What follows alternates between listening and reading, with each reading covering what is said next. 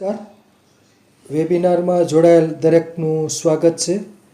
આજે ગિરનારી મંડળનો 863મો વેબિનાર છે. આજના વક્તા છે અમદાવાદના ડૉક્ટર જે.એન. પુરોહિત સાહેબ, જેઓ આપણને આજે વિવિધ કૃમિ માટે આયુર્વેદિક સારવાર ભાગ 2માં કૃમિ વિશે વધુ માહિતી આપશે. ડૉક્ટર જે.એન. પુરોહિત સાહેબ. ડૉક્ટર જે.એન. પુરોહિત સાહેબને વિનંતી કે તેઓ પોતાનું વક્તવ્ય હવે શરૂ કરી શકે છે. નમસ્કાર સાહેબ. જય ધન્વંતરી.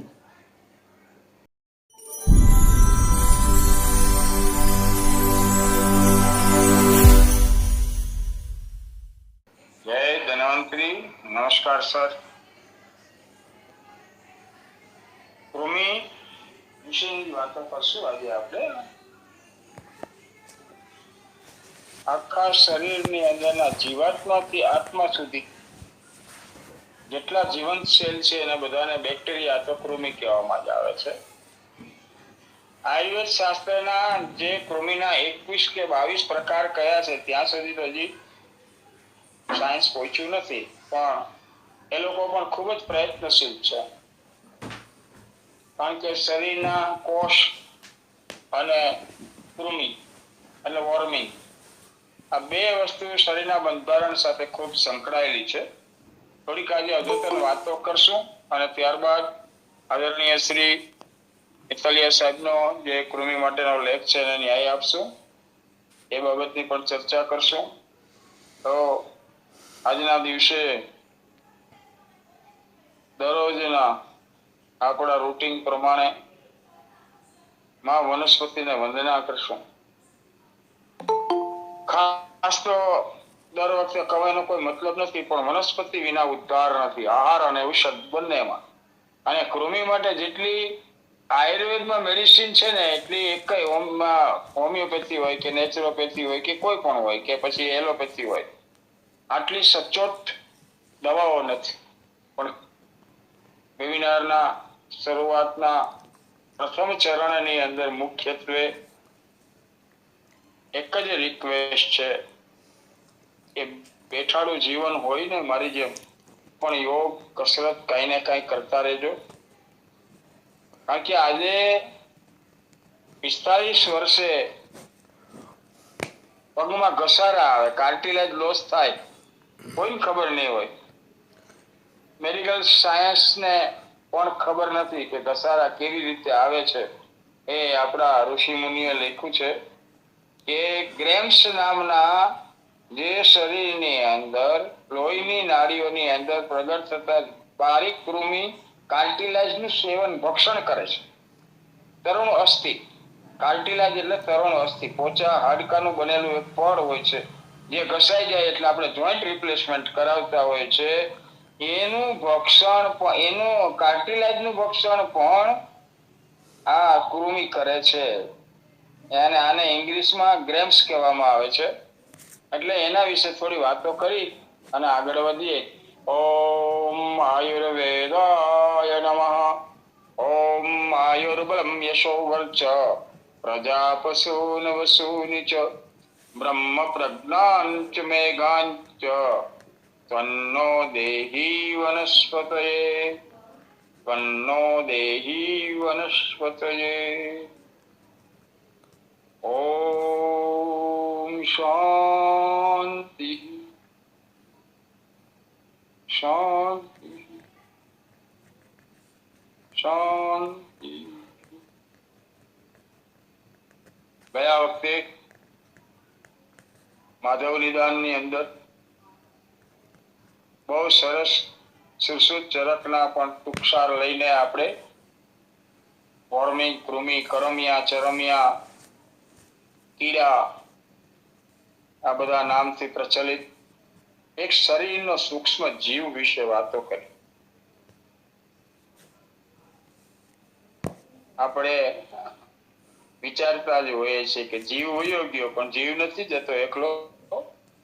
હજારો કૃમિઓ, હજારો સેલ, હજારો બેક્ટેરિયા આપણા શરીરની અંદર હોય છે ને, એનો પણ ધીમે ધીમે ધીમે ધીમે નાશ થાય. એટલે જ કોઈ પણ જીવ માત્રની લાશ 24 થી 48 કલાક રહે ત્યારે એમાં જીવાત પડી જાય. એનું કારણ જ આ છે કે અંદરના જે સૂક્ષ્મ બેક્ટેરિયા છે એ પછી એને ખોરાક ન મળે એટલે શરીરને ખાય અને બહાર આવે એટલે મોટા થાય. જેમ છાણનો પોદરો પડ્યો હશે એને ઉચકાવો તો અંદર કીડા જોવા મળે. સીધું ને આપણે સીધું એની સરળતાથી જોઈ શકાય. એના માટે આ વાત કરીશ. એવી જ રીતે લાશની પણ આ પોઝિશન હોય છે. તો આજે આપણે સારંગધરજીને થોડો ન્યાય આપશું અને ત્યારબાદ મિતલિયા સાહેબે બતાવેલી વનસ્પતિઓ વિશે વાતો કરીશું. ઓમ એક વિષંતમેલન કૃમય સ્યુર્દીર્ઘોચયચતે બાયાસ્તતાભ્યંતરાયશ્ચ તેષુ યુકા બહિર્શ્વરઃ. કૃમિના 21 પ્રકારના, તેમાં 2 ભેદ છે. એક બહારના કૃમિ અને બીજા અંદરના કૃમિ. આના વિશે આપણે થોડીક વાત કરી ગયા છીએ. શરીરમાં વાળના આશ્રયના જે કૃમિ રહે છે તેને આપણે જૂ અને તુલા કહીએ છીએ. અને બહારના કૃમિઓ આપણને જોવા મળતા જ હોય છે. એમાં ખાસ કરીને એના નાશ માટે ઘણી બધી વનસ્પતિઓ અને ઘણા બધા પ્રકારના ઔષધોથી એનો કંટ્રોલ થાય છે. અંદરના ભાગના કૃમિ કફમાંથી ઉત્પન્ન થાય છે. તે હૃદયાંદ, અત્રાંદ, ઉદરવેષ્ટ, ચરુ, મહાગુ, સુગંધ, ગર્ભસુક્ત આમ 7 પ્રકારના હોય છે. 7 પ્રકારના કૃમિઓ જે છે એ કફની સાથે સંબંધ ધરાવે. દાખલા તરીકે ESR વધારે આવે અથવા તો વાયરલ બેક્ટેરિયલ ઇન્ફેક્શન, લંગ્સની અંદર શરદી થાય ત્યારે આપણા કફાશયમાં, ત્યાર પછી ટીબી, ટ્યુબરક્લોસિસ, કોક્સ, આ બધાની અંદરના જે બેક્ટેરિયા છે કફથી ઉત્પન્ન થાય. અને જેટલા કફ સાથે 20 પ્રકારના રોગો જે સંકળાયેલા છે આ બધા જ રોગોમાં કૃમિ જવાબદાર છે. અને એના પણ 7 પ્રકારથી કૃમિઓ આપણને આપણા શાસ્ત્રે બતાવ્યા છે. એટલે આપણે કૃમિને સામાન્ય ગણવાના નથી. કૃમિથી કેટલા પ્રકારના રોગો થાય છે. રક્તથી ઉત્પન્ન થયેલા કૃમિઓ માતર, સોરસ, લોમવિદ્વસ, રોમદ્રીપ, ઉદુંબર, કેશાદ આ 6 પ્રકારના થાય છે. બીજા મળમાંથી ઉત્પન્ન થતા કૃમિઓ મેકરૂ, લેલી, બ્લોન, સોસુલ, કકેરું એ 5 પ્રકારના છે. તથા બીજી એક જાત કફ અને રક્ત બંનેમાંથી ઉત્પન્ન થતા સ્નાયુક નામના કૃમિ છે તે આપણા ખાસ કરીને આ કૃમિ વિશે કફ અને રક્તથી જે કૃમિ ઉત્પન્ન થાય એ આપણા કોષ, આપણા પેશીઓ, માંસપેશીઓની સાથે સંકળાયેલા હોય. હવે આપણા જે ડેડ સેલ થાય એ પણ માંસપેશી સાથે, કોષ એટલે સેલ, કોષની અંદર સાથે જે સંકળાયેલા કૃમિ છે એમાંથી જ કેન્સર જેવા રોગો નિર્માણ થાય. બહુ સમજવા જેવા છે. પણ એમાં ભાગ્ય જેવું બનતું હોય છે. કફ અને રક્ત આ બંનેની અંદરથી ઉત્પન્ન થાય છે. સ્નાયુ એમનું નામ છે, લોજિક છે. પણ જે વસ્તુ માંસપેશી સાથે અને સેલ સાથે સંકળાયેલી હોય, કોષ સાથે, કોષ છે ને એ ડેડ સેલ થાય. ડેડ સેલ છે એ પાછા મૂવ ના થાય તો એની અંદરથી એક જગ્યા પર એનો જથ્થો જમા થાય. જથ્થો જમા થાય એમાંથી એક અર્બુદ, રક્તાર્બુદ તૈયાર થાય. કફની સાથે વીંટળાયેલું એના કોટિંગની અંદર રક્તની જ્યારે ટ્યુમર થાય, રક્તાર્બુદ, એને આપણે કાર્સિનોમા મેલિગેન્સી એટલે કેન્સર કહીએ છીએ. અને આવા રોગો માટે થઈને જવાબદાર પણ કૃમિ છે. પણ જેવી રીતે લ્યુકોસાઇટિસ બહુ ઓછા લોકોને, આપણે એક બાળક છે અને અત્યારે ખૂબ સારા સમાચાર છે, એ હારિકા તેજસ પંડ્યા 12% બ્લડ છે, તો એ પણ 10 લાખમાંથી એકને થતું હોય છે. એમ રક્ત અને કફના કૃમિ ભેગા થાય તો એમાંથી અસાધ્ય રોગો એવા થઈ શકે. કેન્સર જેવા રોગો, બ્લડ કેન્સર જેવા રોગોમાં એના જે બેક્ટેરિયા છે ત્યાં સુધી હજી સંશોધન ચાલુ છે, પણ આપણા ઋષિ મુનિઓ આજથી હજારો વર્ષ પહેલા આપણને આવું બતાવીને ગયા છે. તો કફ અને બ્લડ, રક્ત, આ બે વસ્તુથી નિર્માણ થતા કૃમિઓ હોય, તે કૃમિઓ પેશીઓમાં ઉત્પન્ન થતા હોય છે અને એમાંથી અસાધ્ય રોગ થતા. આ રીતે આ કૃમિ તે મરેલો અથવા વિકૃત થયેલ માંસપેશીઓનો રેશો જ છે. વાહ, કેટલું સરસ આપણે બતાવ્યું. માંસપેશીના રેસાની અંદર રેશો જ છે એક જાતનો, અને વિકૃત છે. એટલે આ એ સમયમાં એને લખ્યું છે, બહુ સચોટ જ લખ્યું છે. ત્યારે કદાચ આવા રોગના નામ નહીં હોય, પણ ઘણી વખત લોકો એવું કહેતા હોય છે કે આ નવો રોગ છે, પણ આપણા શાસ્ત્રની સામે તો કોઈ પણ રોગ છે ને નવો હોય જ નહીં. 700 વર્ષ પહેલાના એક ઋષિના ભાષાનું રૂપાંતર કરતા એક લેખ એવો વાંચ્યો હતો કે એડ્સ, HIV છે એ દેવયોગે, એને ધાતુ પાક કહેવામાં આવે. શુક્ર ધાતુ પાક દેવયોગે થાય, અથવા તો બીજું ઘણું લખ્યું હતું, પણ એ દેવયોગે થાય ધાતુ પાક. તો એનો આપણે કહીએ કે HIV નવો રોગ છે, HIV નવો રોગ છે જ નહીં. એવી રીતે રક્તાવર્બુદના કેન્સર એટલે કે કૃમિ રક્તમાંથી અને કફમાંથી જે કૃમિ ઉત્પન્ન થાય, આ કૃમિઓ આવા અસાધ્ય રોગો, માઇલોમા મેલિગેન્સી છે, કાર્સિનોમા મેલિગેન્સી છે, સ્પોટ મેલિગેન્સી છે, એમાં બીજો પ્રકાર છે કેન્સર, એમાં આપણે તો નાના પડીએ, પણ આવા પ્રકારના કૃમિથી આવા રોગ થતા હોય છે. લોહીમાં વહેનારી નાડીઓમાં લોહીમાં પ્રગટ થતા કૃમિઓ બારીક, અતિ ઝીણા, સૂક્ષ્મદર્શક યંત્રથી પણ ન જણાય તેવા પગ વગરના, ગોળ, તાંબાના રંગ જેવા દેખાય છે. અને રક્તમાં ના કૃમિ કુષ્ઠને પણ પેદા કરે છે. સ્કિન ડિઝીઝ, અત્યારે સ્કિન ડિઝીઝ મહાભયંકર રાફડો ફાટ્યો છે. જ્યાં જોઈએ ત્યાં કઈ ને કઈ ચામડીની લો આપણા આજે કુષ્ઠનો એક આપણે વેબિનાર લીધો છે, હજી એક વખત લઈશું. પણ આ કૃમિથી કુષ્ઠ પેદા થાય. જે બ્લડની અંદર રક્ત આમાં આવી ગયેલા, લોહીની અંદર આવી ગયેલા જે કૃમિ હોય, એમાંથી આપણે 18 પ્રકારના કુષ્ઠરોગ જોવા મળે છે. અને યોગાનો યોગ, આપણે તો ગિરનારી મંડળની સાથે સાથે પરંપરાગત આપણા ઘણા ગ્રુપ આવા છે, એમાં દરરોજ 2-4 જણાના ફોટા તો હોય. કાં કોઈને સોયરાસિસ હોય ને, કાં કોઈને ખસ હોય ને, કાં કોઈને ખરજવા હોય. આવા અનેક પ્રકારના રોગોથી આપણે પીડાઈએ છીએ. એનું મુખ્ય કારણ કૃમિ છે.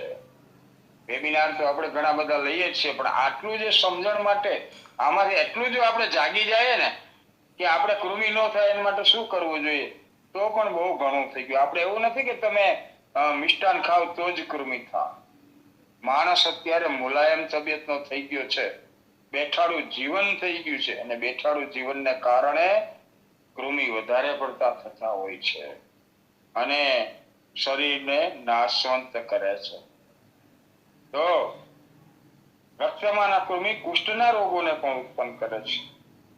ચામડી, કેસ, શીરા, સ્નાયુ, માંસ, આ બધાની અંદર આ કૃમિ જોવા મળતા હોય છે. વાળને ખંડિત થવું, વાળ ખરી જવા, હેર ફોલિંગ થવું, સ્કિન ડિઝીઝ થવો, શીરા, નસોની અંદરનો પ્રોબ્લેમ, સ્નાયુ એટલે મસલ્સના પ્રોબ્લેમ, મીટ, માંસ, આખા શરીરનું માંસનું જે માળખું છે એની અંદર જ્યારે કૃમિ પ્રવેશ કરે ત્યારે તરુણ અસ્થિ, કાર્ટિલાઇઝ આદિનું ભક્ષણ કરે છે, અને અંગ્રેજીમાં ગ્રેમ્સ પણ કહેવામાં આવે છે. હમણાં જે મેં પહેલા જ વાત કરી હતી ને કે કોઈને અત્યારે આમાં જોઈન્ટ થયેલા કદાચ સાહેબને કોઈને ખબર હોય, બાકી કોઈને ખબર નથી કાર્ટિલાઇઝ લોસ કેવી રીતે થાય, ઘસારા કેવી રીતે આવે. કામ કરીને ઘસારા આવ્યા તો કામ તો એના કરતા 3 ગણું કરવા વાળા લોકોને જોયા છે, જેને ઘસારા આવ્યા હોય એના કરતા. મુખ્યત્વે એમાં કૃમિ જુવેદાર છે. બ્લડની અંદર આવેલા કૃમિ ક્યારેય પાછા નષ્ટ કરવા માટે 6 મહિના સુધીની તપશ્ચર્યા, વિશ્વાસને ભરોસો રાખી અને દવા જો ખાવામાં આવે તો બ્લડમાંથી કૃમિ ઓછા થાય. બાકી કૃમિ એક એવી દંતી જીવાત છે કે આપણે આંતરડાની અંદર એનું સૂક્ષ્મમાં સૂક્ષ્મ આપણે એક એનો માપ સાઈઝ તો હું નથી આપી શકતો, પણ એનું સેજ પણ પાર્ટ આપણા આંતરડામાં કે હોજરીમાં રહી ગયો હોય તો એ પાછા જીવતા થાય. જેમ ઓલા અળસિયાના બે ટુકડા થઈ જાય તો બે પાછા જીવંત ને જીવંત રહી માટી મળી જાય અને એમાં જતા રહે તો પાછા એમાંથી પાછા ડેવલપમેન્ટ થાય. એમ એનું મુખ છે એ આપણા આંતરડાઓમાં, સ્ટમકમાં, રેક્ટમમાં ચોટેલું હોય, એ સુષુપ્ત અવસ્થામાં આવી જતું હોય છે અને પાછું કૃમિ ઉત્પન્ન થાય. એટલી ખરાબમાં ખરાબ જો આ રોગ હોય ને તો કૃમિ છે. અને મોટી ઉંમરે પણ આપણે એવું ઈચ્છતા હોય છે કે કૃમિનો રોગ એટલે હવે આપણે અટાણે થોડી તો બચપનમાં બાળકોને થાય, અટાણે તો બચપણમાં તો 100 માંથી 100 બાળકોને કૃમિ થાય. કારણ કે એના માટે જવાબદાર ચોકલેટ છે અને બહારના ફાસ્ટ ફૂડ અથવા પડીકા કે જે કંઈ હોય. આપણે બહુ વિરોધ ન કરાય, કારણ કે આપણો વિરોધ કરવાથી કોઈ સુધરી નહીં જાય કે બંધ નહીં કરી દે, પણ આપણે સુધરીએ એમ. તો આવા બધા જે બાળકોને આપવામાં આવે છે અને મુખ્યત્વે ઘરમાંથી કસરતનો તો અભાવ છે છતાં પણ બાળક અત્યારે થોડી દોડ ભાગ કરતું હોય છે ત્યારે બહુ વાંધો નથી આવતો, પણ જ્યારે પાછો ડિગ્રી લઈ અને એસીમાં બેસે 12 કલાક, ખાધેલું અન્ન પચતું નથી અને કૃમિઓ નિર્માણ થતા હોય છે. તો આ રીતના તરુણ અસ્થિને પણ ખાવાવાળા કૃમિ આપણને આપણા ઋષિમુનિઓ કહી ગયા છે.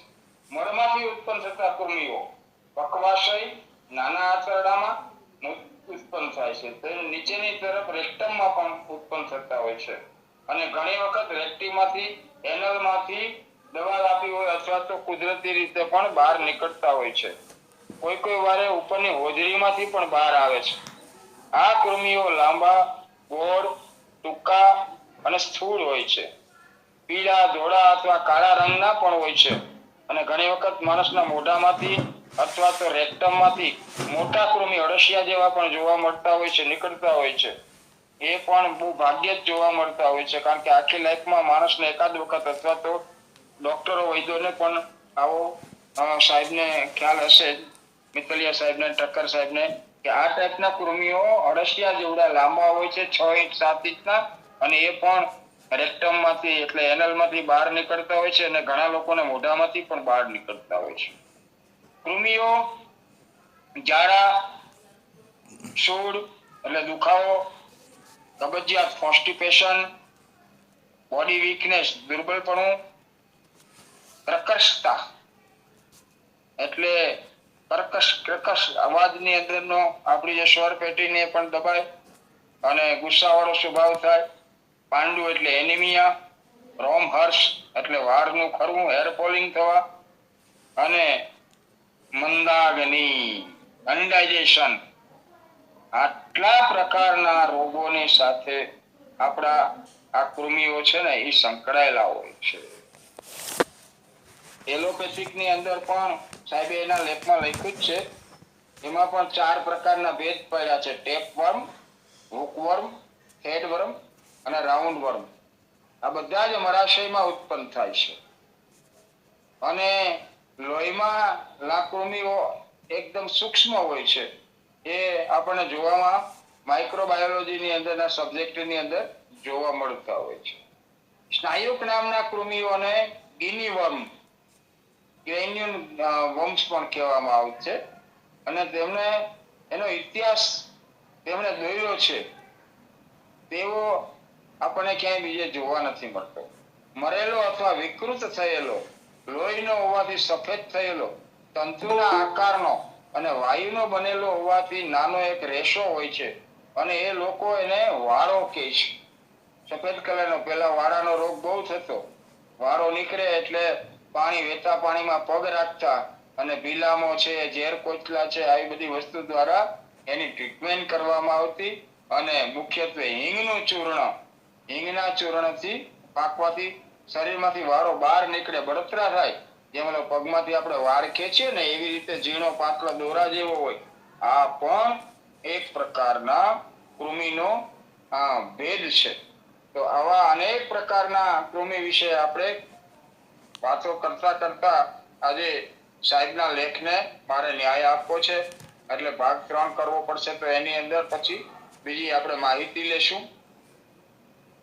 વિવિધ પ્રકારના કૃમિ ભાગ 23 એગ્રો સંદેશની અંદર સોમવાર 25 એપ્રિલ 2016 ના રોજ આદરણીય શ્રી મિતલિયા સાહેબે વિવિધ કૃમિ મટાડવાના ઔષધ વિશે એક માહિતીનો લેખ લખ્યો હતો. તો એ લેખને આજે આપણે વાચા આપીએ. માનવીના આંતરડામાં કેટલાક બેક્ટેરિયા અને વિવિધ પ્રકારના કૃમિઓનો વસવાટ કરે છે. આંતરડામાં કૃમિ થવાના કારણો દૂષિત પાણી, દૂષિત આહાર ગણાવી શકાય છે. આહાર અને વિહારમાં ચોખ્ખાઈ રાખવાથી કૃમિથી બચી શકાય છે. દૂધ, કેટલીક મીઠાઈ, ખુલ્લો આહાર, વાસી આહાર, દૂષિત પ્રવાહી આહાર વગેરેમાં કૃમિ જોવા મળે છે. બાળકોમાં કૃમિ મોટા ભાગે વધુ જોવા મળે છે.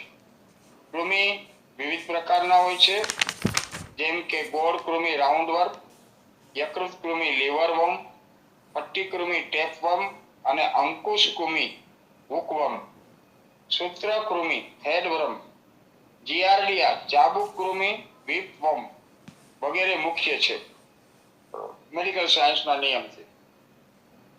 વિવિધ પ્રકારના કૃમિના ઉપદ્રવને કારણે પેટ ફૂલી જતું હોય છે, ડમઢોલ થઈ જતું હોય છે, કબજિયાત રહેતી હોય છે, ઉલટી અથવા તો ઉબકા આવતા હોય છે. ઉલટી ન થાય પણ ખાલી મોડ ચડતી હોય છે, અરુચિ રહે, ઊંઘમાં મોંમાંથી સલાય લાળની પીલો ઉપર આવતી હોય છે, સંગ્રહણી વારંવાર સંડાસ જવું પડતું હોય છે, મળ ત્યાગની ઈચ્છા થવી અને મળ બરાબર ત્યાગ ન થાય, અસંતોષ થાય તેવી સ્થિતિ થવી, મળદ્વારમાં ખજવાળ આવવી, મહિલાઓને ગુપ્ત ભાગમાં અને ભગ પ્રદેશમાં ખજવાળ આવવી વગેરે લક્ષણો કૃમિની અંદર જોવા મળતા હોય છે. કેટલાક આયુર્વેદિક ઔષધો જેવા કે કૃમિ કુઠાર રસ, કૃમિ મુદગર રસ, ત્રિફલા ચૂર્ણ, સુદર્શન ચૂર્ણ, ત્રિકટ્ટુ ચૂર્ણ, ઉટ્ટચ ઘનવટી વગેરે ઘણી બધી એ સિવાયની વસ્તુ છે, પણ અહીંયા સંક્ષિપ્તમાં એટલી લીધી છે. તે વૈદ્યરાજની સૂચના મુજબ કૃમિની સારવાર માટે પ્રયોજી શકાય છે. કૃમિ દૂર કરનારા કેટલાક ઔષધ અને વનસ્પતિઓ વિશે આપણે આગળ વાત કરીશું. તો પેલા સાહેબે લખ્યું છે એરંડિયું. એરંડીનું વૈજ્ઞાનિક નામ રિસિનસ કોમ્યુનિસ છે અને એરંડિયાને કેસ્ટર ઓઇલ પણ કહેવામાં આવે છે. એરંડીના બીજના તેલને એરંડિયું દિવેલ કહે છે, કેસ્ટર ઓઇલ. ગરમ કરેલા દૂધમાં 1 ચમચી એરંડિયું અને 2 ચમચી ઘી ઉમેરી અઠવાડિયામાં 1 થી 2 વખત આપવાથી મળ વાટે કૃમિ બહાર ફેંકાય છે. આપણે જોઈ શકીએ એ રીતે કૃમિ એકદમ સફેદ કલરના અને આખા શરીરને બેન્ડ કરતા હોય ને આવા કૃમિ બહાર નીકળી જાય છે.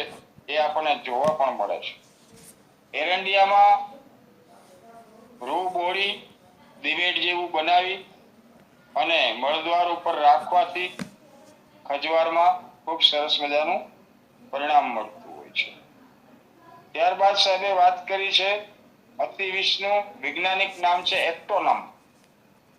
અતિવિષ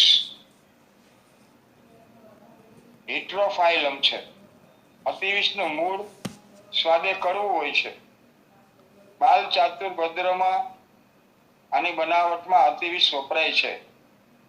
બાલ ચાતુર્ભદ્ર ચૂર્ણ મધ્યથી બાળકોને આપવાથી કૃમિમાં ખૂબ સરસ મજાનો લાભ મળતો હોય છે.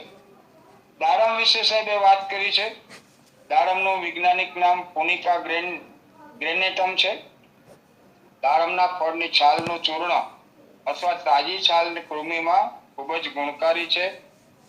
ખરેખર જોવાય એ રીતે જો કૃમિને બહાર કાઢવા હોય તો 2 લીટર પાણીની અંદર અડધો કિલો જેટલી દાડમની છાલ નાખી અને એને ઉકાળવી, ખૂબ હલાવતા રહેવું, છેલ્લે રગડા જેવું દ્રાવણ ઓછામાં ઓછું 2-3 ગ્લાસ રહે ત્યારે એને નીચે ઉતારી પહેલા થોડું તલનું તેલ પીવું. તલનું તેલ પી અને પછી 10-15 મિનિટ પછી અડધો કપ આ દાડમની છાલનું જે લિક્વિડ ગ્રેવી ટાઈપનું બનાવ્યું હોય એ પીવાનું શરૂ કરવાનું.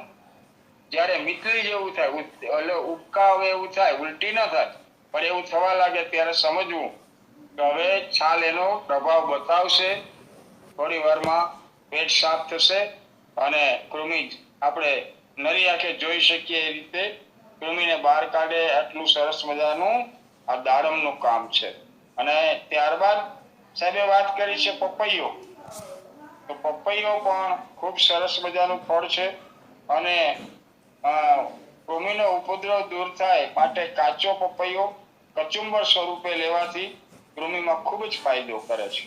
ગાંઠિયાની સાથે પણ આપણે એટલે જ કાચા પપૈયાને ખાઈએ છીએ અને કૃમિ પણ ન થાય અને ગાંઠિયા પણ પાચન થઈ જાય.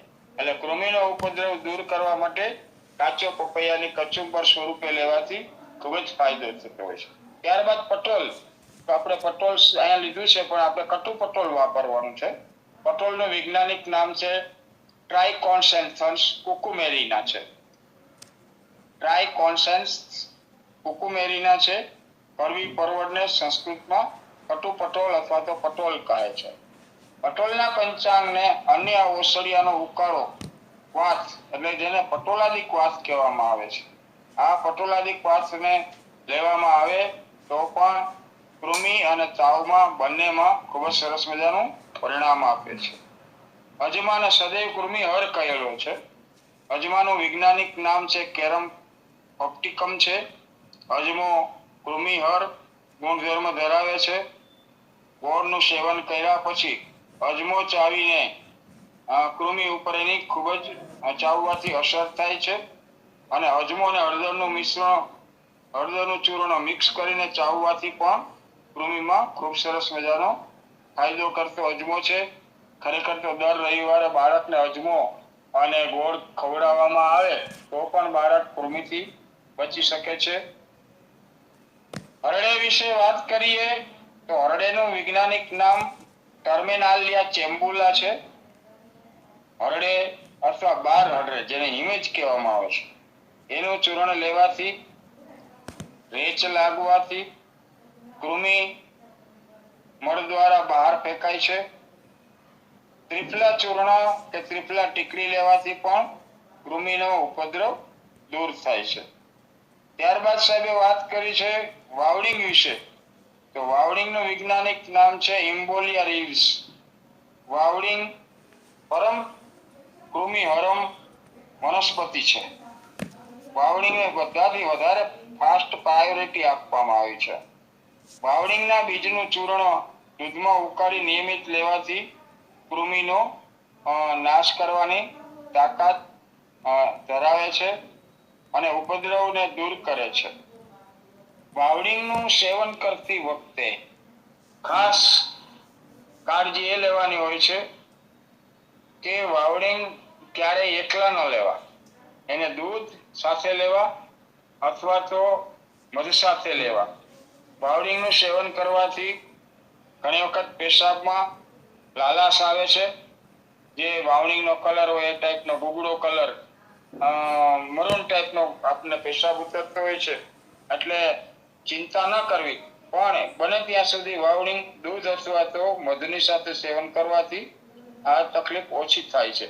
પણ થાય તો પણ એનો સ્વભાવ છે, એનો વનસ્પતિનો ગુણધર્મ છે.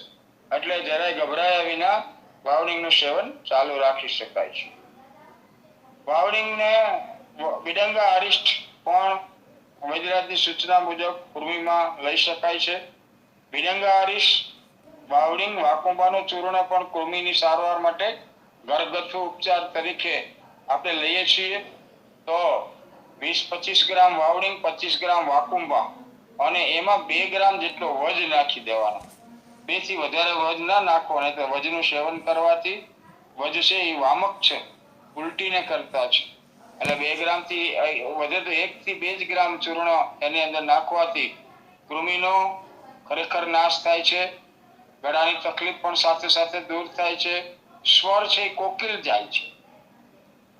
કોકિલ કંઠ થઈ જાય એટલો બધો એનું વાવણીનું, વાકુંબાનું અને વજનું અસર આવતી હોય, જેને ઘોડાવજ કહેવામાં આવે છે. ત્યારબાદ આપણે પાંડેરવા વિશે વાત કરીશું. તો પાંડેરવાનું વૈજ્ઞાનિક નામ ઇરેશ્રીના ઇન્ડિકા છે. ઇરેથ્રીના ઇન્ડિકા છે. પાંડેરવાને સંસ્કૃતમાં પારિભદ્ર પણ કહેવામાં આવે છે. પાંડેરવાની છાલ અને પાનનો ઉકાળો કૃમિ માટે બેસ્ટ છે અને એનો ઉપયોગ કરી શકાય છે. બકાન લીમડો પણ એટલો જ ઉપયોગી છે. બકાન લીમડાનું વૈજ્ઞાનિક નામ છે મેલિયા એઝેડારક. બકાન લીમડાની છાલનો ઉકાળો ફક્ત કૃમિ જ નહીં, કૃમિ, તાવ, રક્ત વિકાર, રક્તકોપન, અરુચિ વગેરે રોગમાં લઈ શકાય છે. ખાસ કરીને જે લોકોના શરીરમાં ગરમી બહુ રહેતી હોય એના માટે પણ શીત હોવાને કારણે આપણે એનો પ્રયોગ કરી શકતા હોય છે. ત્યારબાદ પિત્ત પાપડો, શાહતરો પિત્ત પાપડો એટલે શાહતરા પિત્ત પાપડાનું વૈજ્ઞાનિક નામ છે ક્યુમેરિયા ઇન્ડિકા છે. શાહતરાના પિત્ત પાપડાનું પંચાંગ નું ચૂર્ણ કે ઉકાળો કૃમિ, તાવ, પેટશૂળ આ બધાની અંદર ખૂબ જ ઉપયોગી હોય છે. ભોય આંબલીની અંદર પણ આ જ ગુણ ધરાવે છે. ભોય આંબલીનું વૈજ્ઞાનિક નામ ફાઇલેન્થાન્સ નિરુરી છે. ભોય આંબલીનું પંચાંગ તાજું કે સૂકવેલું કૃમિ, તાવ વગેરેમાં સ્વરસ કે ઉકાળા સ્વરૂપે અપાય છે. સાથે સાથે ભોય આંબલી એક લીવર ટોનિક પણ છે. કમળા જેવા રોગોની કૃમિની સામે આપણને રક્ષણ આપે છે અને ખાસ કરીને ભોય આંબલીનું સેવન કરતી વખતે થોડું પેટ સાફ કરે છે અને પેટમાં ક્યારેક સામાન્ય દુખાવો પણ થાય તો ઔષધનો ત્યાગ કર્યા વિના સમજણપૂર્વક વૈદ્યના માર્ગદર્શન રીતે આપણે લઈ શકીએ છીએ. આદુનું વૈજ્ઞાનિક નામ છે ઝિંજીબાર ઓફિસિનેલ છે. આદુની સુકવણી કરવાથી સોઠ બને છે. ગરમ કરેલા દૂધમાં સોઠનું ચૂર્ણ અડધી ચમચી ઉમેરીને નિયમિત લેવાથી કૃમિ દૂર થઈ શકે છે. એટલે જ આદુ, સૂંઠ, વાવણી, વાકુંબા આ બધા જ બકામ લીમડો આ બધી જ વસ્તુઓ આપણા પેલા દાદીમાઓ હતા કે બાળક ફીડિંગ કરતું હોય ત્યાં સુધી આમાંથી અમુક વસ્તુ માને આપતા અને બાળક એકાદ વર્ષનું થાય એટલે દર રવિવારે કઈ ને કઈ કડવાણી દાદીમાં પીવડાવતા હતા. એટલે આપણે ખાસ કરીને બીજા ખોરાકોની અંદર પણ આદુનો ઉપયોગ અને સૂંઠ નાખેલી રાબ કે શીરો બનાવીને શરદીમાં આપતા. એટલે કફજન્ય કૃમિથી જે શરદી થયેલી હોય એની અંદર આપણને સૂંઠ ખૂબ જ ઉપયોગી છે અને એવા જે કૃમિ હોય એનો નાશ કરે છે. લીંડી પીપળનું વૈજ્ઞાનિક નામ છે પાયરમ લોંગમ. લીંડી પીપળના મૂળ ને ગંઠોડા અને પીપળી મૂળ પણ કહે છે. ગંઠોડાનું ચૂર્ણ ગરમ કરેલા દૂધમાં અડધી ચમચી જેટલું ઉકાળી અને પીવામાં આવે તો સરસ મજાનું પરિણામ આપણને મળતું હોય છે. પણ લીંડી પીપળ સમજણપૂર્વક લેવાની, અતિશય ઉષ્ણ અને તીક્ષ્ણ છે.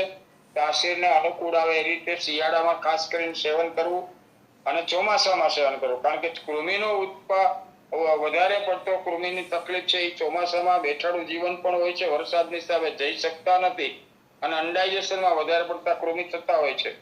ત્યારે આપણે એનું સેવન કરી શકાય છે. લીમડા વિશે જે આપણે વાત કરી હતી એનો થોડોક પાર્ટ બાકી રહી ગયો તો લીમડાની લીંબોળીનું બીજનું મીંજ અઠવાડિયું 1 થી 2 નંગ ચાવવાથી પણ કૃમિ દૂર થઈ શકે છે. કડવા લીમડાના તાજા પાન પણ કૃમિ વખતે ચાવી શકાય. લીંબોળીનું તેલ મળદ્વાર ઉપર લગાડવાથી ખજવાળમાં ખૂબ જ સરસ મજાનું આપણને પરિણામ મળતું હોય છે. ત્યારબાદ વાત કરીએ આપણે તો કાળી જીરી. કાળી જીરી ફક્ત કૃમિની જ દવા નથી, વાયરસની પણ દવા છે. વાયરસ અને બેક્ટેરિયા આ બે વસ્તુને સમજવા માટે આપણે બીજા વેબિનારમાં પણ વાત કરીશું. કારણ કે હાઇડ્રોફોબિયા નામના જે વાયરસ એટલે કે હડકવા શરૂ છે, ગડકાયું કૂતરું કરેલું હોય આવી વ્યક્તિના મેઇન જે એના જંતુઓ છે એનો નાશ કરનાર પણ કાળી જીરી છે. 25 પૈસા એટલે કે પાવલી બાર કાળી જીરી દરરોજ સવારે આખી ગળી જવી અથવા પાવડર લઈ અધકચરો અને એને ગળી જવામાં આવે 6 મહિના સુધી તો હડકવા થવાનો એટલે કે રેબિસ નામના રોગ થવાની શક્યતા રહેતી નથી. અને કૃમિમાં પણ અક્ષીર છે. તો આગળ આપણે જે વાત કરી કે કૃમિથી કુષ્ઠરોગ 18 પ્રકારના કુષ્ઠરોગ પણ કૃમિ દ્વારા જ થાય છે.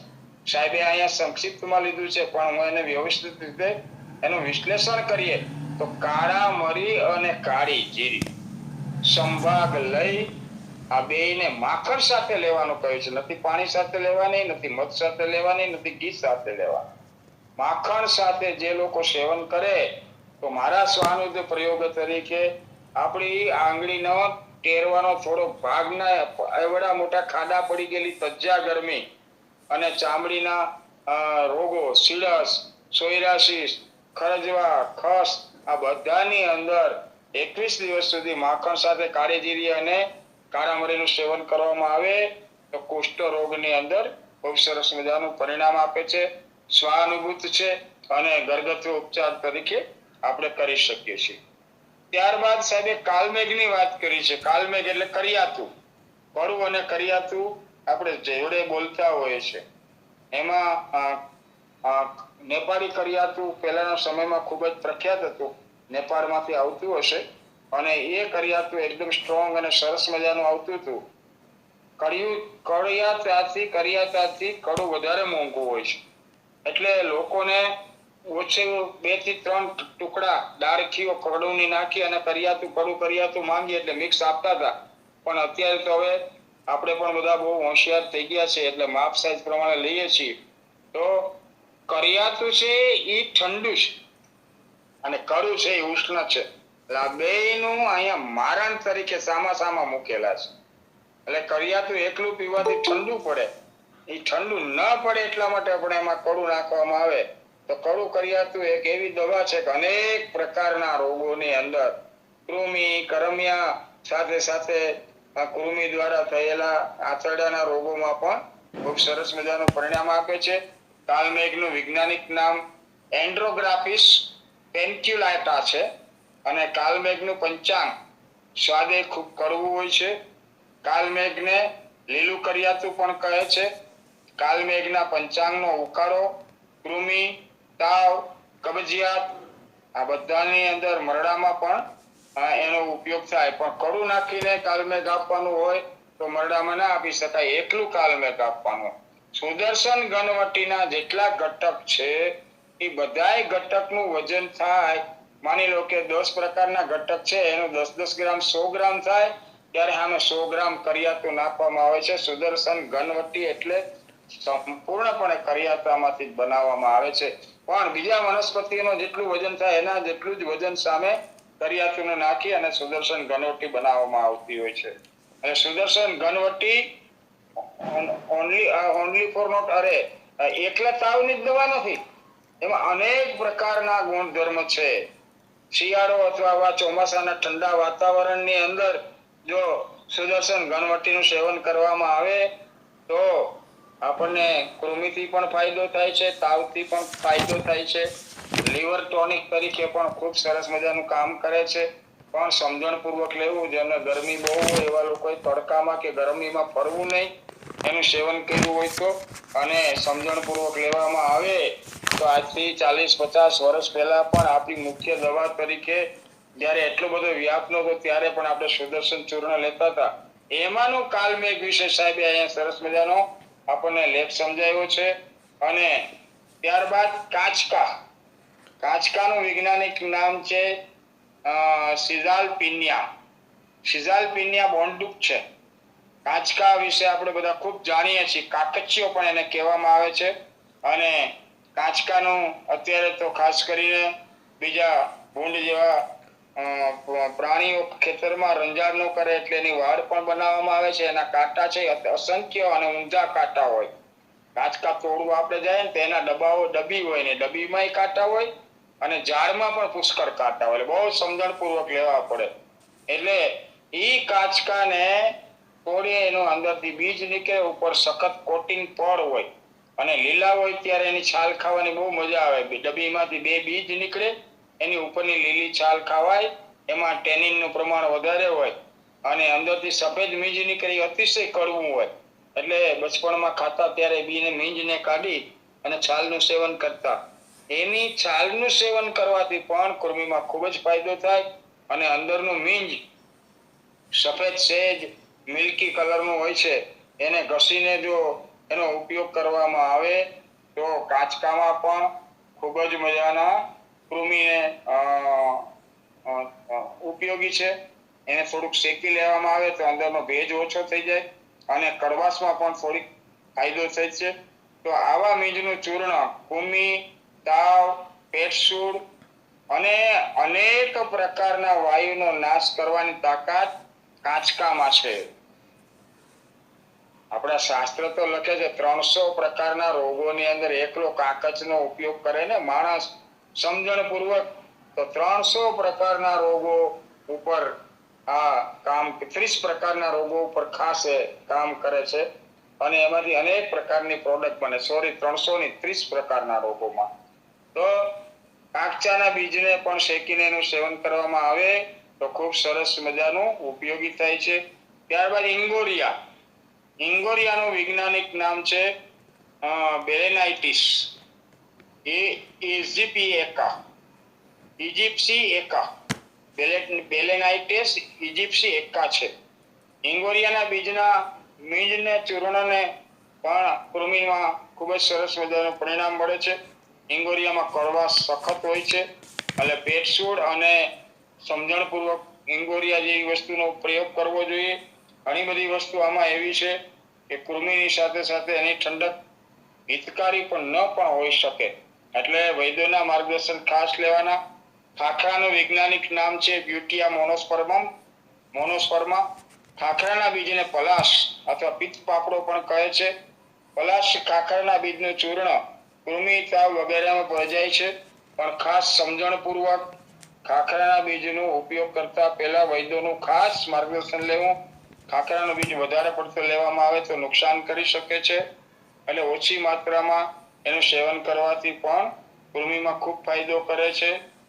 ત્યારબાદ સાહેબે કરિયાતોને અલગથી પણ લીધું છે અને કાલમેઘને પણ લીધું છે. એટલે દેશી કરિયાતું અને કરિયાતાનું વૈજ્ઞાનિક નામ છે સેરાશિયા ચિરાયતા, અને ચિરાયતા પણ અમે હિન્દીમાં એને કહેતા હોય છે. એ કરિયાતું અને ઓસડિયાનો બનાવેલો ભૂમાનબીજ ક્વાથ, કૃમિ, તાવ અને કમળો, આ બધાની અંદર ખૂબ સરસ મજાનું આપણને પરિણામ આપતા હોય છે. તો આ રીતે આપણે આજના દિવસે સાહેબનો જે લેખ હતો એ લેખને સંપૂર્ણ પ્રમાણે આપણે ન્યાય આપ્યો છે. ત્યારબાદ થોડીક આજના દિવસે લાંબો સમય થોડો લઈ અને આયુર્વેદની દ્રષ્ટિએ બીજા જે એના ઉપયોગી ઔષધ છે તેના વિશે આપણે થોડીક વાતો કરશું. એમાં લગભગ સાહેબે આ બતાવ્યા છે એ બધા જ પ્રકારના લગભગ તો આવી ગયેલા છે. દાડમ છે, કિરમાણી, અજમો ખાસ. કૃમિ જેને બહુ થયેલા હોય એને કપિલો અડધો તોલો ઝીણો ખાંડી અને દહીંમાં મેળવીને આપવો. પરંતુ આ ઓહળ ખાતા પહેલા આગલા દિવસે ગોળ ખાવો રાત્રે. એટલે ગોળ ખાય અને પછી કપેલાનું ચૂર્ણ લેવામાં આવે તો વધારે તો એને વખાણ ન કરાય, પણ કોઈ પણ જાતની શંકા વિના કપિલાની અંદર એ મોટો ગુણ છે અને એ 100% કૃમિની અંદર ઉપયોગી ઔષધ છે. ગોળ ખાવાથી કૃમિ ગોળને ખાવા માટે જઈને વળગે છે અને કપિલો અંદર જાય એટલે કૃમિને નાશ કરી નાખે છે. ત્યારબાદ વાત કરશું શણના બી. અને ઘણા બધા પેલા આપણે વાત કરી ગયેલા છીએ દાડમના જૂના ઝાડની છાલને કે આપણે જે ઉકાળીને પીવાની મેં વાત કરી તે વાત આવી ગઈ છે. કિરમાણી, અજમો તથા ખાખરાના બીજ સમાન ભાગે લઈ ઝીણા ખાંડી ઘણા દિવસ સુધી ખાય અને તો ભાતના કૃમિઓનો નાશ થાય છે. ગોળમાં ગોળી કરીને બાળક તેમજ મોટાને પણ આપી શકાય છે. અમુક સમયે જ્યારે વધારે પડતી આપણે આયુર્વેદિક મેડિસિન કૃમિ માટે લેવાની હોય ત્યારે શણના બીની જે દવા ગૌમૂત્ર સાથે લેવાની હોય તો કૃમિનો અવશ્ય નાશ થાય, પણ ત્યારે મીઠાશ અને ડુંગળી આ બેની પરેજ રાખવી જોઈએ. કારણ કે શાસ્ત્રએ પરેજને વધારે મહત્વ આપ્યું છે. જે લોકોના પેટમાં કૃમિ હોય એનું એક પોતાની રીતે નિદાન કરી શકે છે. ડુંગળી ખાય એટલે સખત ગેસ થઈ જાય, અથવા તો વાછૂત થાય, એની અંદર ખૂબ વાસ આવે ડુંગળી ખાવાથી. આવા લોકોના પેટમાં ઘણા બધા પ્રકારના કૃમિઓ, હોજરીમાં, સ્ટમકમાં, મળદ્વારમાં, હરેક જગ્યાએ કૃમિ હોય. ડુંગળી ખાવાથી કઈ તકલીફ થાય તો સમજવું કે આપણા શરીરની અંદર કૃમિ છે. બિજોરાની છાલનો ચૂર્ણ કાઢો બનાવીને પીવામાં આવે તો પણ ખૂબ સરસ પરિણામ મળે છે. અનાનસ ખાવું, ઘણી વખત હું વાત કરી ચૂક્યો છું. પાઇનેપલ ને ઉપર વરિયાળી અને સાકર પાવડર છાંટી અને પાઇનેપલ નું સેવન કરવામાં આવે તો પણ કૃમિનું પાણી થઈ જાય છે અને એ સંડાસ વાટે પાણી ડિસ્ચાર્જ થઈ જતું હોય છે. જોવામાં નથી આવતા પણ કૃમિનો નાશ થઈ જતો હોય છે. ઘણા લોકોને પાઇનેપલ નું સેવન કરે એટલે શરીરમાં ઇચિંગ ખજવાળ આવતી હોય છે અને મોઢામાં પણ ખજવાળ આવતી હોય છે અને મોઢામાં થૂક ખૂબ આવવા માંડતું હોય છે અને મળ દ્વારા ખજવાળ તાત્કાલિક શરૂ થાય તો સમજવું કે પાઇનેપલ ને ખાધા પછી એમના પેટમાં કૃમિ છે, એટલે એને પાઇનેપલ નું આ ટાઈપનું જોવા મળતું હોય છે. સમજણ નથી હોતી ઘણી વખત આપણને, એટલે આપણે એવું સમજતા કે મેં પાઇનેપલ ખાધું એનું મને રિએક્શન આવ્યું, એલર્જી થઈ ગઈ. પણ એલર્જી વિશેના ભાગ 3 માં હજી વાતો ઘણી બધી કરવી છે. પણ અનાનસ ખાવાથી કૃમિનું પાણી થઈ જતું હોય છે. કાચકીના પાંદડાના રસમાં આંબા હળદર ઘસીને પાવાથી પણ ખૂબ સરસ મજાનું પરિણામ મળે છે. કાચકી અને હિંગ શેકી તેમાં મીઠું નાખી અને ઘીમાં ખલ કરી અને આપવામાં આવે તો પણ ખૂબ સરસ પરિણામ મળતું હોય છે. વડની વડવાયુના કુંબળા અંકુર વાટી અને એ રસ 3 દિવસ પીવાથી સંપૂર્ણ તમામ પ્રકારના કૃમિઓમાં રાહત આપે છે. અને સાથે સાથે ચામડીના રોગો જે લોકોને હોય તેવા લોકોએ વડની વડવાઈના કુંબળા અંકુર લેવાથી ખૂબ સરસ મજાનું આપણને પરિણામ મળતું હોય છે. કિરમાણી અજમો 1 તોલો, વાયવરણાની છાલ 1 તોલો અને ખડી સાકર 3 તોલા. પેલે બે વસ્તુ 10-10 ગ્રામ ને સાકર 30 ગ્રામ ચૂર્ણ.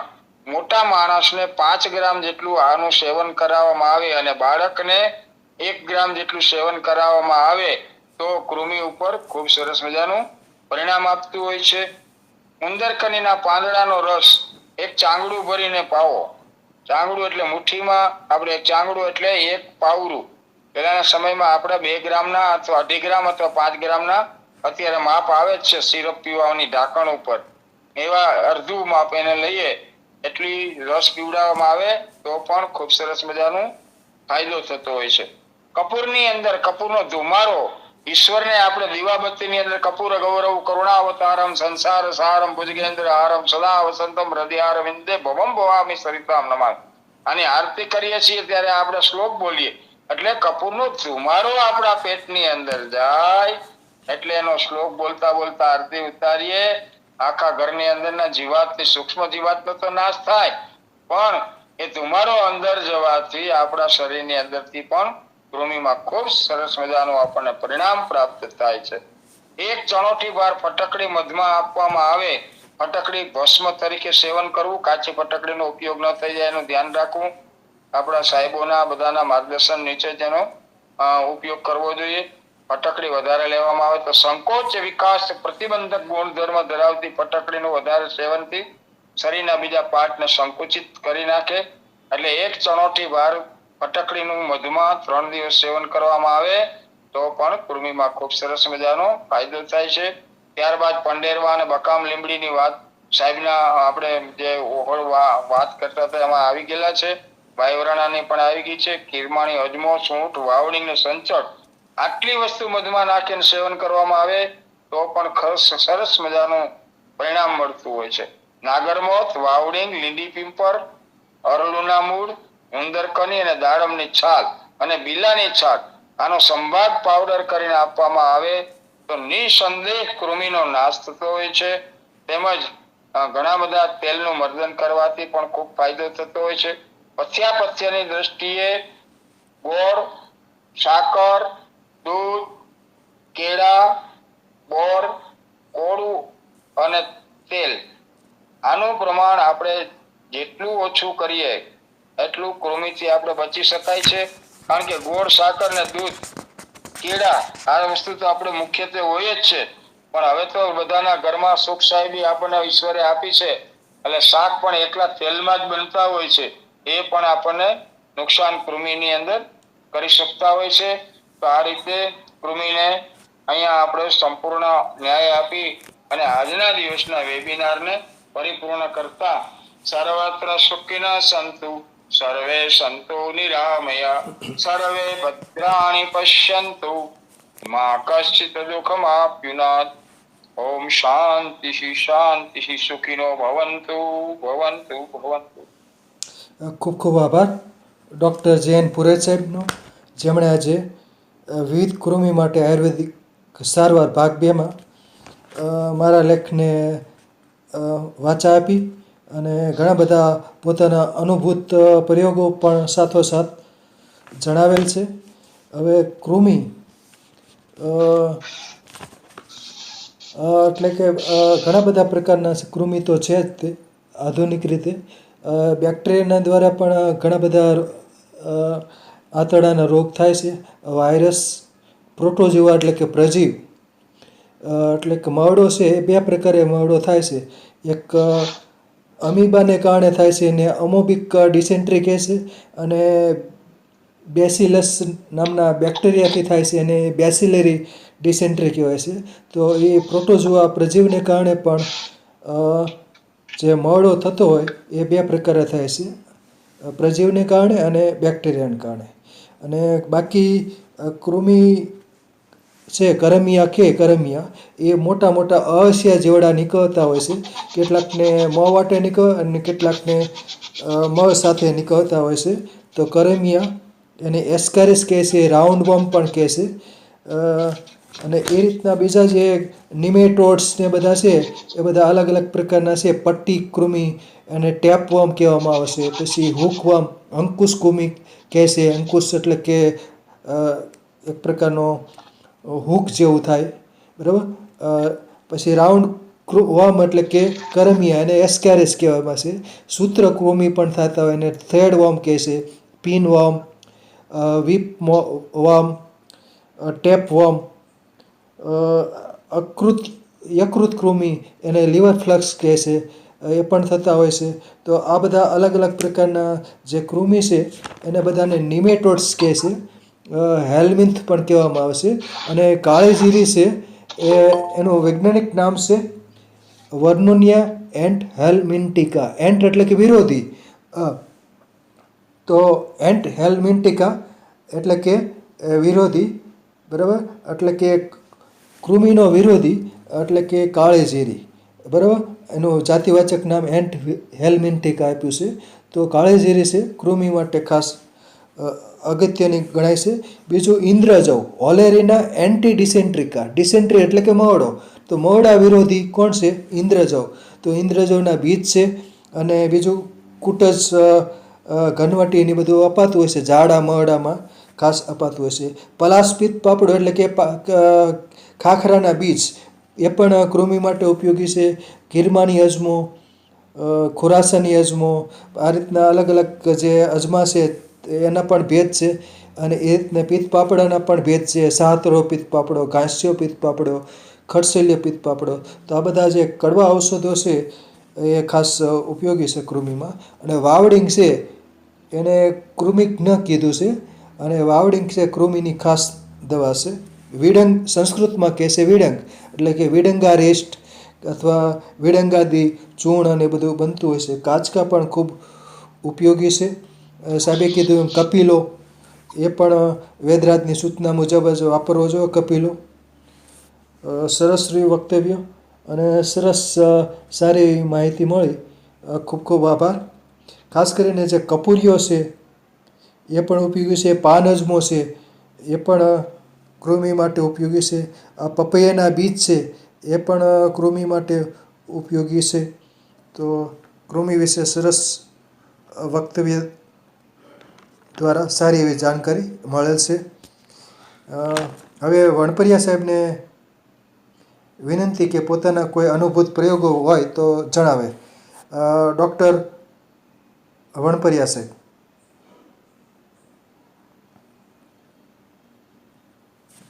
હાજી સાહેબ, નમસ્કાર.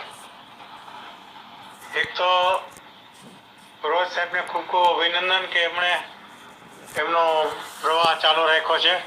નદીને સુકાવા નથી દીધી. દર અઠવાડિયે 15 દિવસે એમનું વ્યાખ્યાન હોય ને આજનું વ્યાખ્યાન તો ખૂબ સુંદર હતું. અને એમાં પ્રતિછાયા રૂપે મિતલિયા સાહેબનો લેખ પણ તાજો કર્યો અને મિતલિયા સાહેબનો પણ એ રીતે આભાર માનીએ છીએ.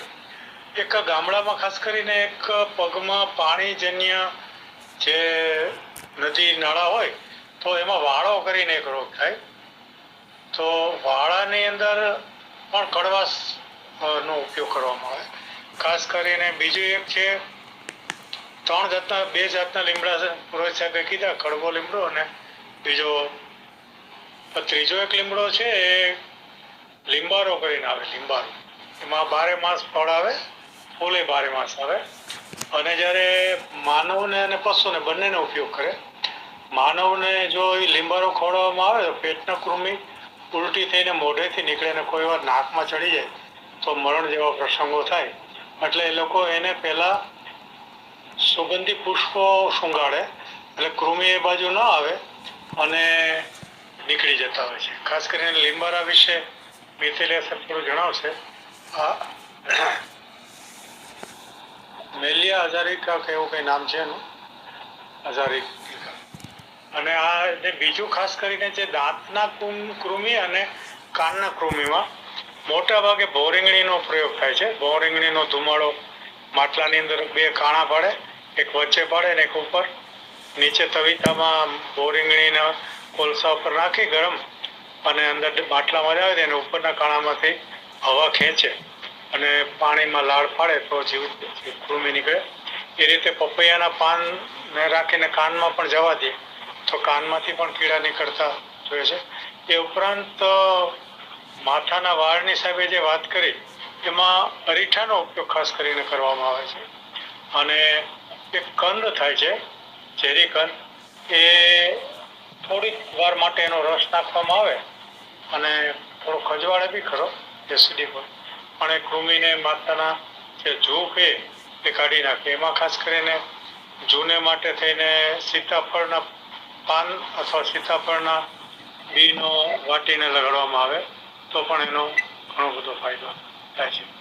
ધન્યવાદ સર. સરસ. ખૂબ ખૂબ આભાર ડૉક્ટર વણપરિયા સાહેબનો, જેમણે કીધું નિમ્બારો. તો એનો વૈજ્ઞાનિક નામ છે મેલિયા કોમ્પોઝિટા, મેલિયા ડુબિયા પણ કહે છે. નિમ્બારો, પછી બકાન લીમડો અને ત્રીજો છે કડવો લીમડો. તો ત્રણેય લીમડા છે એ કડવા હોય છે, એના બીજ પણ કડવા હોય છે, પાનય કડવા હોય, છાલય કડવી. તો નિમ્બારો એને બરાબર મેલિયા ડુબિયા પણ કહે છે અને મેલિયા કોમ્પોઝિટા પણ છે. બક્કાન લીમડો છે એને મેલિયા એજાડા રાગ કહે છે અને કડવો લીમડો એજાડી રાખતા ઇન્ડિકા. અને બાકી એક શું છે ફાઇલેરિયાસિસ એટલે કે હાથી પગો, એના માટે પણ કૃમિ જવાબદાર છે, પ્રજીવ. હાથી પગો છે જેમ કે સાહેબે કીધું ગિની વાવ, તો એમ એ રીતનો હાથી પગો પણ ખૂબ જાડો પગ થઈ જતો હોય છે. તો એના માટે ફાઇલેરિયાસિસ કહે છે અને એ પણ પાણીમાં એના કૃમિ જોવા મળતા હોય છે પાણીમાં. તો એ હાથી પગું પણ ખાસ ફાઇલેરિયાસિસ એ પ્રજીવને કારણે થાય છે. તો સરસ માહિતી મળી. સ્મિતાબેન દવે કંઈક પ્રશ્ન પૂછવા માંગે છે. બોલો સ્મિતાબેન દવે. સાહેબ, મારી 13 વર્ષની દીકરી છે, એને કૃમિ છે, તો કઈ રીતે ખબર પડે કે કયા પ્રકારના છે? જનરલ આમ તો એનો આઈડેન્ટિફિકેશન કોઈ પણ વૈદ અથવા તો ડોક્ટર, આપણા આયુર્વેદના વૈદ્યો કે ડોક્ટરોને બતાવવામાં આવે તો ખ્યાલ આવે. પણ કૃમિ જનરલ બાળકને આપણા જે શરીરની અંદર જે થતા હોય છે ને એ સૂક્ષ્મ કૃમિ હોય છે. જીવાત સ્વરૂપે આપણે સફેદ કૃમિ સંડાસમાં જોઈ શકીએ ને એ ટાઈપના કૃમિ હોય છે. એનું નિદાન એ રીતે થાય કે બાળક એકદમ પીળું પડી જતું હોય છે, એનિમિયા હોય છે. કારણ કે આપણા એનિમિયાનો જે પ્રકારની અંદર પાંડુ રોગ કયો છે એ પણ કૃમિજન્ય અને મૃતિકાજન્ય 2 પ્રકારનો પાંડુ રોગ હોય. એટલે બાળકનું ફીકું હોય, એકદમ નિસ્તેજ હોય, થાકી જતું હોય, ઓશિકા ઉપર લાળ પડતી હોય, આવા બાળકને કૃમિ છે એટલું જ આપણે એમાં વિચારશું. કૃમિના પ્રકારમાં જવાની જરૂર નથી. પણ એમને કાયમી માટે આજના વેબિનારને લિંકને પણ સાંભળી લેવી અને ઘરગથ્થુ ઉપચાર તરીકે ઘણા બધા પ્રયોગ આજે સાહેબના લેખમાં પણ આપેલા છે અને મેં પણ આપેલા છે. તો એ પ્રયોગો ધીમે ધીમે કરવા. બાળકને બને ત્યાં સુધી વનસ્પતિનું માપદંડ છે એ સમજણપૂર્વક લેવું અને બાળકને કૃમિ ઓછા થશે એટલે તરત જ એના ચહેરા ઉપર તમારે જ એના ડોક્ટર બનવું પડે. એના ચહેરા ઉપર તરત જ ગ્રે આવવા માટે, ગ્લો જેવું લાગવા માટે, તેજસ્વી લાગવા માટે બાળક એટલે સમજવાનું કે દવા એને લાગુ પડી ગઈ છે. કૃમિ કાઢવાનો પ્રયત્ન બને ત્યાં સુધી બાળકમાં ના કરવો. કૃમિનું પાણી કરવા માટે ઘરગથ્થુ મારો સ્વાનુભૂત પ્રયોગ છે. દરરોજ બાળકને એક સ્લાઇડ પાઇનેપલ ખવડાવવું. ભૂખા પેટે ક્યારેય ના આપવું પાઇનેપલ. એની ઉપર વરિયાળી અને સાકરનો પાવડર છાંટી અને પાઇનેપલ દરરોજ એક સ્લાઇડ અઠવાડિયું 10 દિવસ ખવડાવવામાં આવે તો પણ બાળકને કૃમિ પાણી થઈને નીકળી જતા હોય છે. અને દ્રાક્ષ પણ એ જ કામ કરે છે. એટલે નાના બાળકને બને ત્યાં સુધી આવી વસ્તુથી પ્રયોગ કરવો અને એના શરીરમાં તાજગી વધે તો સમજવું કે શરીરમાંથી કૃમિનો નાશ થયો છે. અસ્તુ. સરસ સરસ થેન્ક યુ સર. સરસ સરસ. અને કયું દ્રાક્ષ કઈ લેવાની સર, કાળી કે આપણે લાલ દ્રાક્ષ? બને ત્યાં સુધી લીલી દ્રાક્ષ લેવાની. ઓકે સર, સારું આભાર સર તમારો. સરસ સરસ. Thank you. બીજો જનરલ નિયમ છે, ખાસ કરીને બધા બાળકો માટે છે. નાના બાળકો હોય ને ખજવાડતા હોય નીચે તો એને કૃમિની તપાસ કરાવી લેવી જોઈએ. બીજો આંખની નીચે જો જેમ લોહી ઓછું હોય ને કાળા કુંડાળા દેખાય એમ નાના બાળકોને આંખે કુંડાળા દેખાય તો પણ એમ સમજવાનું કે એને કૃમિનો ઉપદ્રવ છે. ધન્યવાદ. સરસ સરસ. ખાસ કરીને બાળકોને કૃમિ વિશેષ થતા હોય છે. સિયોસ છે એ પણ કૃમિ જવાબદાર છે. અને અલગ અલગ ઘણા બધા કૃમિ થાય છે. કરમિયા તો ખાસ થતા હોય છે. પેટ ઢમઢોલ થાય ત્યારે કરમિયાનો પ્રોબ્લેમ થતો હોય. પેટ ઢમઢોલ થાય અને બરાબર એટલે પેટ ફૂલી જતું હોય અને તેમાં કરમિયા ખૂબ થતા હોય છે. પેટ ગાગડી અને એ રીતની એક કહેવત છે. ઠક્કર સાહેબ હાથ પગ દોડીને પેટ ગાગરડી. હા, હવે ઠક્કર સાહેબ કંઈક કહેવા માંગશે. ઠક્કર સાહેબ પ્રકાશ પાડશે કંઈક કેવું હોય તો. હા, નમસ્કાર. પહેલા તો પુરોહિત સાહેબનો ખૂબ ખૂબ આભાર. અને મિત્તલિયા સાહેબ એટલે વનસ્પતિ અને પ્રયોગોના એમના લેખો જે છે એ તો એક બુક રૂપે જો સાહેબ પ્રકાશિત કરે ને તો વૈદો કરતા પણ વિશિષ્ટ એમાં મટીરિયલ હોય છે. કારણ કે એમના ઘણા લેખો મને જોવામાં આવ્યા છે. મેં એનું તારણ કાઢ્યું કે બહુ વિશિષ્ટ ઉપયોગી છે. હવે અત્યારે વાત એક નીકળી કે કૃમિના લક્ષણ કેવી રીતના સમજવા. તો 3-4 શાસ્ત્રીય જે વાતો કીધી છે એ એવું દરેકમાં જોવા ન મળે પણ એકાદ બે લક્ષણ જોવા મળે. મોંમાં લાળ, બેડ વેટિંગ, ગુદાના મુખ પાસે ખંજવાળાવી, મળ ત્યાગ, જમ્યા પછી તરત બાળક મળ ત્યાગ કરવા જાય થોડી વારમાં તો કૃમિનું લક્ષણ. આમજન્ય એટલે મળ વિસર્જન થાય અને દુર્ગંધ આવતી હોય તો એમાં પણ કૃમિ વિચારવું પડે. પછી દાંતની ફરિયાદ વારે ઘડીએ થતી હોય તો એ પણ કૃમિનું એક લક્ષણ છે. આવા જે લક્ષણો બતાવ્યા છે, આમ તો ઘણું બધું છે પણ એ વૈદો માટે, નિદાન માટે છે, પણ આ જનરલ આપણે જોઈ શકીએ ને સમજી શકીએ. એટલે આમાંથી કંઈ પણ દેખાતું હોય. નાઇટ વેડિંગ ખાસ અગત્યનું એટલા માટે છે કે બાળક રાતના જો પથારીમાં પેશાબ કરી જતું હોય તો એ એક લક્ષણ એનું છે. દાંત કચકચાવા આ પણ એક લક્ષણ એનું છે. એટલે આવા લક્ષણો જો આપણને દેખાતા હોય તો અનુમાન કરવાનું કે બાળકને ક્યાંક કૃમિ છે. અસ્તુ. વાહ વાહ, સરસ સરસ સરસ. જય ધન્વંતરી. સરસ માહિતી મળી કૃમિ વિશે. કૃમિ વોર્મ્સ, સરસ માહિતી. આભાર. પુરોહિત સાહેબે સરસ માહિતી આપી.